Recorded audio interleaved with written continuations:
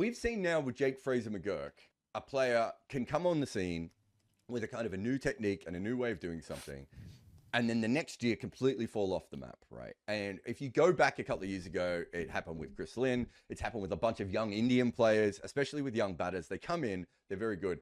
In American sports, they talk about the second year blues, right? Which is if you're a rookie, sometimes you get a boost because people don't really know how you do things. And then the second year, everyone's like, well, we know exactly what they do now. And they adjust to that.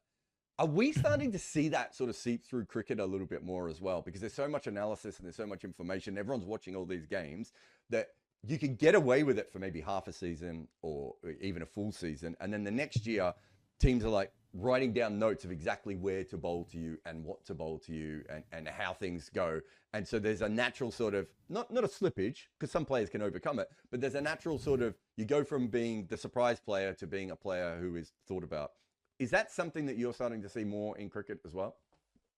I'm surprised you're seeing it just now. And we saw it, like it's happened all along. We've always believed that the first season is the easiest to perform if you're a decent quality player, but your second season is going to be your hardest one to perform because everybody knows what you freaking do. Well, I think that happened in the past, but I don't know if it was the drop off that you see now. So what you used to get was you get a really good performance in the first year, and the second year you had a middling performance. I think what we're starting to see now is players not even getting to the middling, right? And I wonder if that's no, I think that's it's been going on for a few years now. If you look at so I think it's been happening for at least 5 or 6 years right now. And I remember whilst playing the IPL, when I spoke to youngsters, I'd be like, listen, if you get an opportunity, you'll do well in the first season, but does not matter what you do in the first season. What really matters is how you do in the second season, because that's going to be the most important part of the puzzle. Because if you can perform in the second season, then you've addressed the gaps that exist in your batting or bowling, and you are staying up to speed with the cricket that exists at this point in time, and that you constantly need to evolve yourself, reinvent yourself, and come up with different shots for every season. That has to be a part and parcel of your repertoire and your preparation for every season. Because if you're not doing that, you're going to be left behind. I don't think Jake Fraser-McGurk's technique was new. I just think he had a particular way of playing, much like David Warner when he came into the scene. It took everyone by surprise because he was just going hammer and tongs from the word go. Warner was someone who actually worked on his batting, and you saw a middling second season, but then he quickly jumped on that and said, okay, I can't rest on my laurels here. I need to keep improving, and I need to keep dominating. I need to keep showing different areas of my cricket so that I stay one step ahead of the analysts, the video analysts, and the bowlers who are studying me. So I stay one step ahead of them as a batter. So you need to keep reinventing yourself. Chris Lynn's a really fascinating one for me. For about a year and a half, everyone was so excited. And then everyone worked out that essentially spin and bowling at his back hip just was kryptonite. And because of the way that he batted, he didn't have, I don't think he had the, he just didn't catch up with the game, right? He didn't catch up with how things have gone. And we've seen this in test matches as well, right? Matt Renshaw and Dom Sibley both come into test cricket and they're very limited. But for a little while, bowlers don't really know how to bowl to them. And they don't realize that they're going to hit everything on the leg side. And once you work out that they're going to hit, they can't score through cover and mid-off, right? And Dom Sibley and Matt Renshaw are better batters now than when they played international cricket, right? But there's a stigma, and they haven't been able to overcome the stigma of the failure, and everything else that went in the middle of that. So it's a common thing, and it's people what we talk about a lot, this. professionalism, right? Yeah, and people discount this, right? Yes, it is professionalism, but people discount the impact it has on your mental capacity, your emotional well-being, as to how one deals with failure, right? Now, if you go and speak to Jake Fraser-McGurk today, he'll be so down at the moment. He'll be like, man, what a great opportunity I had. They gave me 6 or 7 games and I mucked up all of them. Will I ever play this level again? That dent in confidence takes a lot of work. And when I say a lot of work, it's not surface level work, a lot of work from depth. You got to go beyond the surface. You got to go deep into yourself and address things that needs to be addressed and change the way you respond. And I say respond very consciously. Change the way you respond to failures and not be reactionary, and to take the time to actually sit down with yourself and address things in a way that serves you, that is meaningful to you, that adds value to you rather than takes away from you. when I first played the walking shot, or walking down the wicket and playing that shot, right? I pulled that out in just before the World Cup in 2007, because I went to the World Cup, and I was going to the World Cup, and I was like, and I wasn't playing the Test series and sorry, the one day series, the NatWest one day series. I wasn't playing 11 for the first 5 games, so I was thinking, okay, what can I do as far as preparation is concerned, and as far as the shot is concerned, that I can take to South Africa, and I can play in South Africa, and let me prepare for that.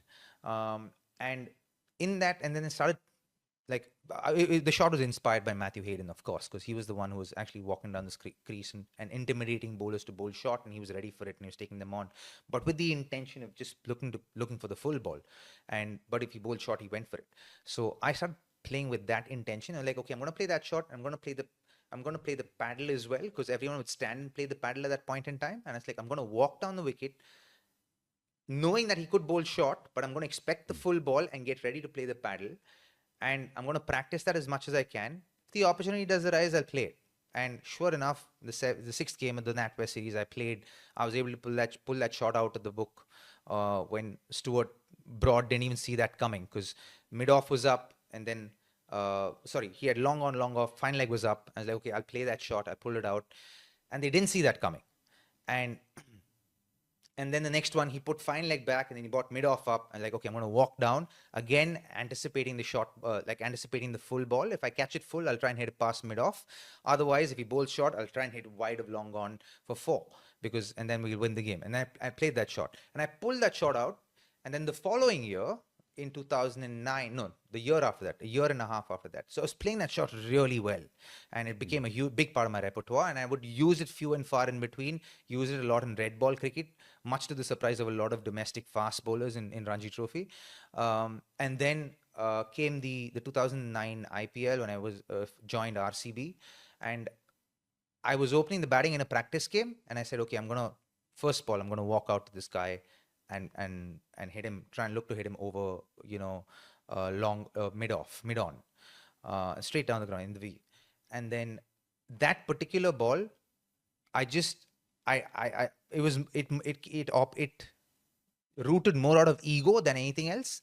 And then because it rooted out of ego, I walked out early, and then he saw me coming, and it was a new ball. He bowled shot into the ground, and I picked the short ball, but I played it. I went into the shot early, and I turned, and I got hit here on the side of my neck, and I collapsed. I just lost all feeling, like all limbs just went like completely limp, right? Like, Robin, hit the ground, hit the ground, hit the ground. I just felt like I needed blood to go back into my head for some reason. So I went on my knees with whatever little feeling I had left, and then I felt the blood rush to my head. I had a concussion, was taken to the hospital, stayed overnight and all of that. And the fear of God went into me, and for the life of me, I couldn't walk and play that shot again. Yeah.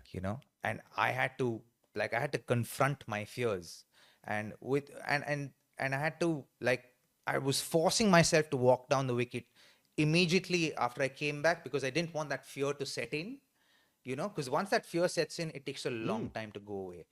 And I was only able to play the walking shot again in the finals of the IPL that year. Till then, I couldn't bring it out. I didn't have the confidence. The fear was like, it seized me. And I had to kind of break through that. And then only in the finals I was able to pull it off to a certain degree.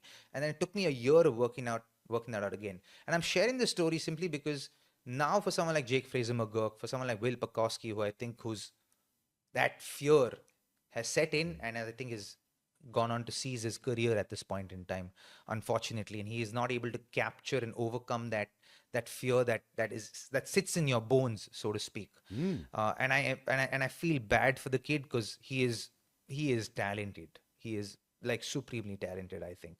And I think Jake Fraser-McGurk won't have to go through that degree of it, but the fear of failure would have set in right now, and he has to confront it. And the only way to do it is to go and play as many matches as possible.